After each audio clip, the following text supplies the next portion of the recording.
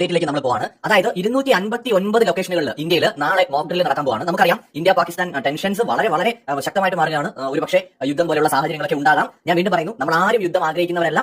സമാധാനത്തോടെ കാര്യങ്ങൾ പരിഹരിക്കാൻ പറ്റിയാൽ, ഇന്ത്യയുടെ താല്പര്യങ്ങൾ നേടാൻ സാധിച്ചാൽ അത് തന്നെ ഏറ്റവും വലിയ കാര്യമാണ്. പക്ഷേ രാജ്യത്തിന്റെ നിലനിൽപ്പിനും സുരക്ഷയ്ക്കും എന്താണോ വേണ്ടത്, അത് യുദ്ധമെങ്കിൽ യുദ്ധം, അത് ഇന്ത്യൻ ഗവൺമെന്റിനും സൈന്യത്തിനും അറിയാം. അവരെന്ത് തീരുമാനിച്ചാലും നമ്മളൊക്കെ രാജ്യത്തിനൊപ്പം നിൽക്കേണ്ടതാണ്. അതുകൊണ്ട് എന്തൊരു അടിയന്തര സാഹചര്യം വന്നാലും നമ്മൾ തയ്യാറായിട്ടിരിക്കുന്നത് രാജ്യത്തിലെ പൗരന്മാരുടെ ഉത്തരവാദിത്തമാണ്. അതിനവരെ പ്രാപ്തരാക്കേണ്ട ഉത്തരവാദിത്തം ഗവൺമെന്റിനുണ്ട്. അതുകൊണ്ടാണ് സെക്യൂരിറ്റി ഡ്രില്ലുകൾ 259 സ്ഥലങ്ങളിൽ ഇപ്പോൾ തീരുമാനിച്ചിരിക്കുന്നത്.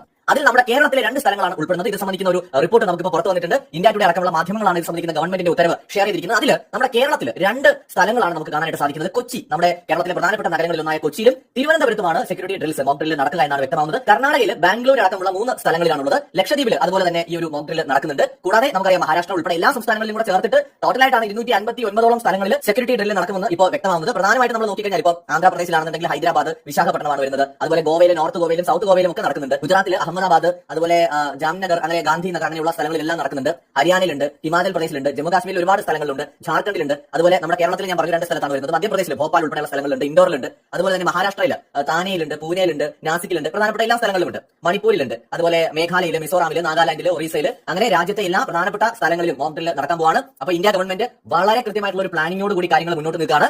1971 ശേഷം ഇത്തരം ഒരു മോക്ക് ഡ്രിൽ ഇപ്പോഴാണ് നടക്കുന്നത്. എന്ന് വെച്ചാൽ 1971 ശേഷം രാജ്യത്തൊട്ടാകെ നടക്കുന്ന ആദ്യത്തെ ഒരു മോക്ക് ഡ്രില്ലാണ്. പല പ്രത്യേക സ്ഥലങ്ങളിലും മോക്ക് ഡ്രില്ലുകളൊക്കെ നടക്കാറുണ്ട് പല കാരണങ്ങളുടെ പേരിൽ. പക്ഷേ ഇത് ആദ്യമായിട്ടാണ് 1971 ശേഷം നടക്കുന്നത്. നമുക്കറിയാം പഹൽഗാമിലെ ആക്രമണത്തിന്റെ പശ്ചാത്തലത്തിൽ വളരെ ഒരു ഗുരുതരമായ ഒരു സാഹചര്യം രൂപപ്പെട്ടിരിക്കുകയാണ്. മെയ് 7